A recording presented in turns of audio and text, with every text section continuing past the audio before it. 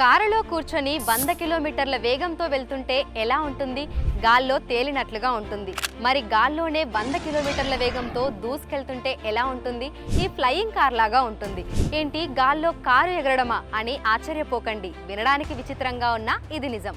China auto maker ఎక్స్పెంగ్ అనుబంధ సంస్థ అయిన ఎక్స్పెంగ్ ఎన్రో ల్యాండ్ ఎయిర్ క్రాఫ్ట్ క్యారియర్ పేరుతో కొత్త మాడ్యులర్ ఫ్లయింగ్ కారును ఆవిష్కరించింది.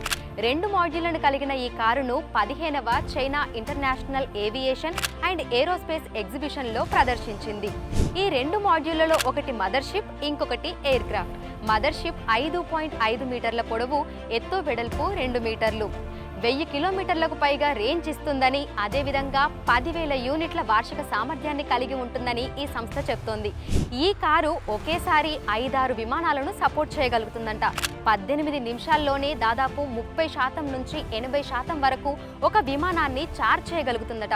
2026లో ఇవి మార్కెట్లోకి అందుబాటులోకి రానున్నాయి. ఇందులో ఇద్దరు కూర్చునే విధంగా దీన్ని డిజైన్ చేశారు.